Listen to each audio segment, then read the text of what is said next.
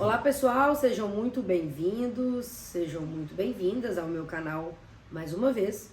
Hoje eu vou gravar para vocês o segundo vídeo da edição Vendi o meu carro e estou abrindo a carteira de investimentos junto com vocês.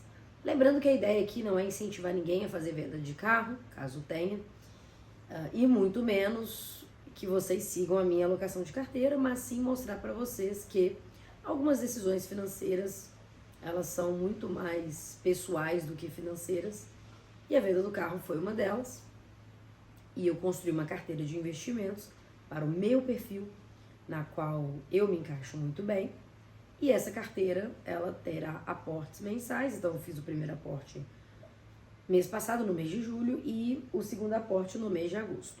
Bom, a ideia hoje é dar uma satisfação de como foi a rentabilidade nesse um mês, né, nesses 30 dias aproximadamente. Lembrando que a gente está falando de uma carteira de longo prazo, mas é importante eu passar para vocês esse andamento mensal, até para que vocês entendam que os investimentos podem ser, né, como a minha carteira é agressiva, muito variáveis, tá? Bom, a parte de multimercado da minha carteira teve uma rentabilidade de menos 0,6, então perfumou negativo nesse mês. Enquanto a parte de pós-fixado, ou seja, renda fixa atrelada ao CDI, né, atrelada à taxa básica de juros, a Selic, teve uma rentabilidade de 1,37 no período. Aqui eu estou falando um pouco mais de 30 dias, vamos considerar aqui uns 40 mais ou menos dias aí. A parte de inflação, eu tive ali 1,13, tá? Lembrando que a inflação aqui, nesse caso, são títulos mais longos, então é uma inflação longa. A parte de pré-fixado, ou seja, renda fixa pré-fixada, aquela que você já sabe a taxa que você vai receber no vencimento, ela não é atrelada a nenhum índice, de 1,29%. Bom, descendo aqui mais para a parte de ações Brasil, tivemos aí uma rentabilidade negativa de 1,79%, ou seja, menos 1,79% no período, uma alocação que reflete o que tem acontecido com os ativos de risco aqui no Brasil, então nada fora do comum. E na parte de fundos imobiliários, tivemos uma rentabilidade bem positiva de 5,8%, tá?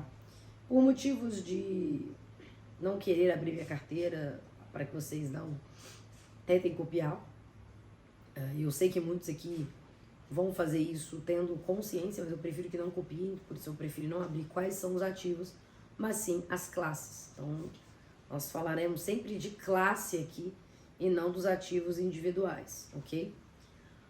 Bom, na parte do internacional, eu acabei não fazendo o investimento mês passado, porque eu estava definindo como eu ia fazer.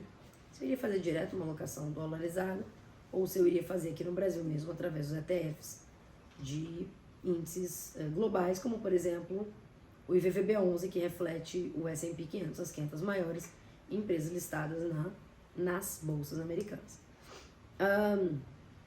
Por isso não tem aqui a rentabilidade. A partir desse mês eu já vou começar a incluir essa classe no meu portfólio.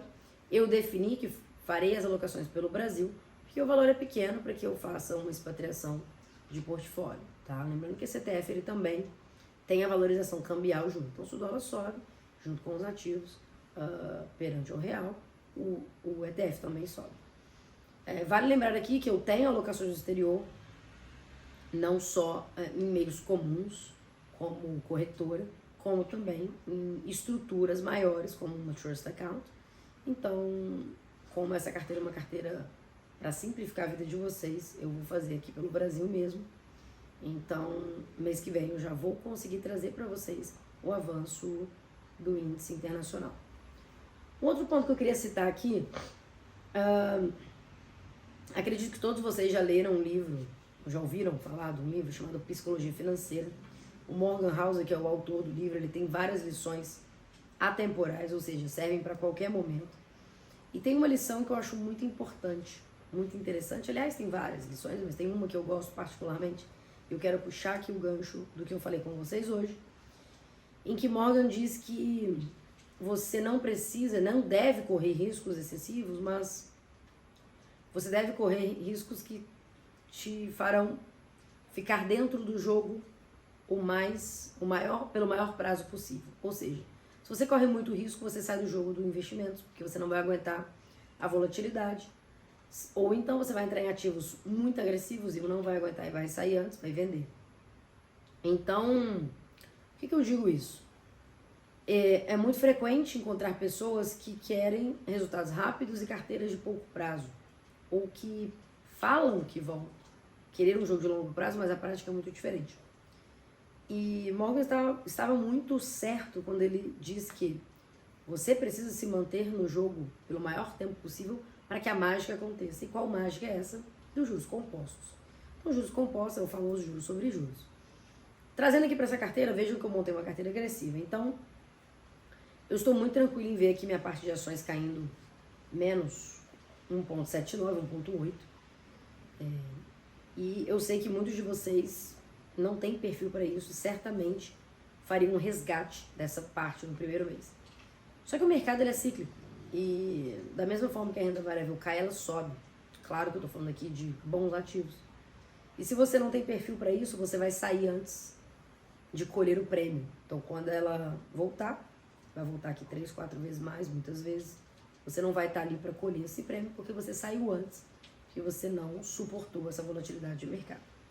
Então, meu objetivo é trazer aqui mais uma reflexão, trago aqui mais uma reflexão para vocês de: você está no perfil correto? Você está respeitando o seu perfil de investidor? Você está de fato buscando se manter no mercado pelo maior tempo possível para que os juros compostos façam de fato a mágica, ou você está preocupado que algo está caindo, ou está subindo, ou não está batendo algum índice num período curto? Então, quando a gente dá um zoom in, que eu chamo, a gente pega um zoom e abre, os últimos 3, 4 meses foram muito ruins para várias classes de ativo. Mas quando a gente faz o zoom out, ou seja, a gente pega esses 4 meses e transforma, abre um período ali de 4 anos, você vê que essas quedas são extremamente normais. Então, para que você consiga passar ileso, você precisa respeitar o seu perfil de investidor. Essa é uma premissa muito básica, mas uma premissa, infelizmente, não muito respeitada pelos investidores. Bom, o vídeo hoje era esse que eu queria trazer para vocês. Vou colocar aqui também na descrição sobre o que eu falei. E a ideia é que vocês possam avaliar 3 coisas depois de assistir o que eu falei aqui. Primeiro, nem toda decisão é só financeira, ela precisa ser também uma decisão pessoal. Então, faça uma reflexão se vale a pena você ter carro, não ter carro, se vale a pena você ter imóvel próprio, não vale. Então, tudo isso é preciso que você reflita, sempre pensando na sua decisão, da sua família. 2, aportes constantes, foco no longo prazo, assim como eu tenho feito com a minha carteira aqui aberta. E 3, respeite seu perfil de investidor. No mais, muito obrigada.